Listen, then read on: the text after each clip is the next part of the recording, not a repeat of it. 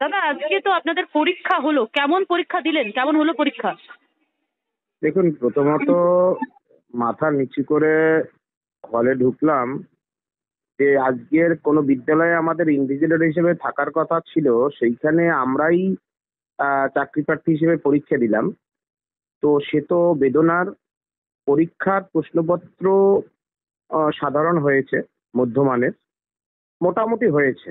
কতটা আশা রাখছেন যে এটা স্বচ্ছতার সঙ্গে বাকিটা ইন্টারভিউ প্রসেস, বাকি প্রসেসগুলি হবে? দেখুন, বিষয় হচ্ছে যে আমরা তো বলেছিলাম যে 10 বছর পর একই পরীক্ষা আমরা যখন কোনো দুর্নীতি করিনি, অযোগ্য তালিকায় আমাদের নাম আসেনি, বাকি যারা বিদ্যালয়ে যাচ্ছে তারা আনটেন্টেড, তাহলে তাদেরকে কেন পরীক্ষায় বসানো হচ্ছে?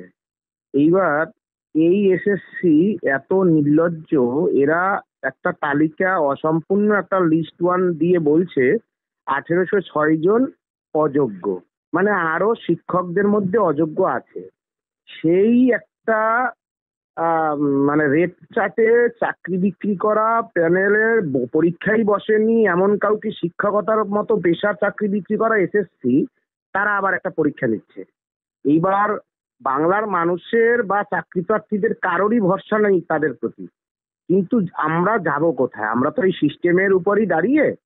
ফলে এসএসসির চেয়ারম্যানের প্রতি বা গোটা স্কুল সার্ভিস কমিশনের প্রতি আমাদের আবেদন থাকবে, চাকরি অনেক চুরি করলেন, এই পরীক্ষাটায় অন্তত চুরিটা করবেন না, ভাই ভাই ম্যানিপুলেশন করবেন না। আর বাকি যে প্রসেসগুলো রয়েছে যাতে অন্তত কলঙ্কমুক্ত ভাবে মেধার উৎকর্ষতার ভিত্তিতে যাতে নিয়োগ পায় সেই ব্যবস্থা করবেন। দাদা, নতুনদের সঙ্গে পরীক্ষা দিলেন, আপনারা যে পরীক্ষা দিলেন, আপনারা এত বছর পরীক্ষা দিয়ে চাকরি করে এসেছেন, এখন নতুনদের সঙ্গে পরীক্ষা দিলেন, কতটা চ্যালেঞ্জিং এই বিষয়টা? দেখুন, কম্পিটিটিভ এক্সামিনেশন সবসময় চ্যালেঞ্জিং।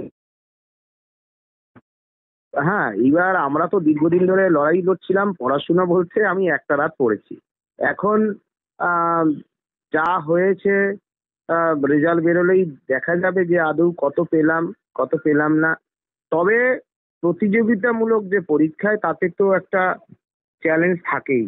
আরো ভালো ভালো খবর দেখতে সাবস্ক্রাইব করুন বাংলা হান্টের ইউটিউব চ্যানেল। বাংলা হান্টের আরো খবর দেখতে নজর রাখুন। বাংলা খবর মানেই বাংলা হান্ট।